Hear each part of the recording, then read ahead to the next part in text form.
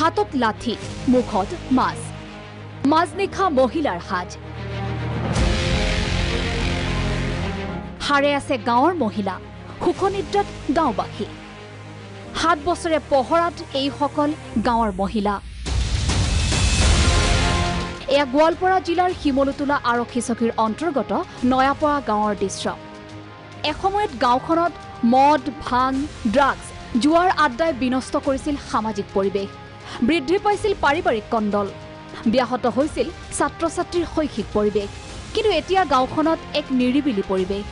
গাঁওখনক নিচামুক্ত কৰাৰ সংকল্পত ওলাই আহিছিল 7 বছৰ পূৰ্বে এই 25জনীয়া মহিলাৰ দলটো।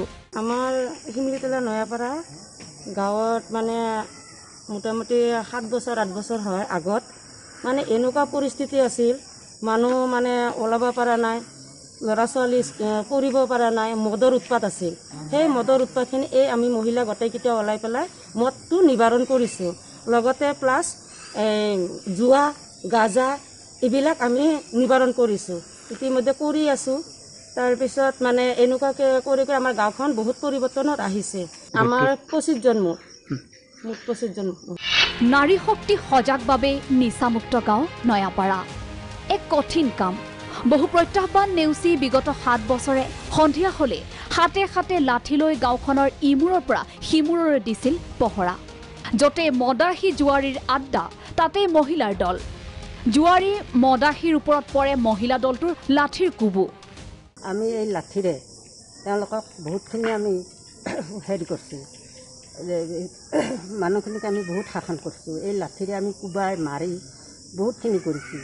কিন্তু তাতে আমাৰ থানাৰ পৰা আৰক্ষীসকল ছাৰ আছিল, তেওঁলোকে যিটো আমাক কৈছে সেই হিচাপে আমি কৰিছোঁ। বা কিবা আমি পালে ছাৰক আমি ফোন কৰি দিওঁ, তেওঁ আহি আমাক সহায় কৰে।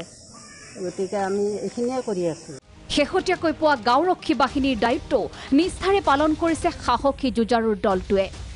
আৰক্ষী প্ৰশাসনেও আগবঢ়াইছে পূৰ্ণ সহযোগিতা। তেওঁলোকে বহুত ভালে পদক্ষেপ লৈছে আৰু তেওঁলোকৰ পৰা আমিও যথেষ্টখিনি সহায় পাওঁ। তেওঁলোকক ধৰি লওক আমি কেতিয়াবা কিবা আছামী বা তেনেকুৱা ৰিলেটেড ওমেন ৰিলেটেড কেছত লৈ যোৱাও হয় কেতিয়াবা, তেওঁলোকে সেইখিনি সহায় কৰে। আৰু তেওঁলোকে গাঁৱৰ পৰিৱেশ বৰ্তমান বহুখিনি ইম্প্ৰুভ কৰিছে। গম পাওঁ যে আগৰ পৰিৱেশ আৰু এতিয়াৰ পৰিৱেশৰ মাজত বহুখিনি পাৰ্থক্য আছে। নগৰবেৰাৰ পৰা গিয়াছউদ্দিন আহমেদৰ ৰিপৰ্ট, প্ৰাগ নিউজ।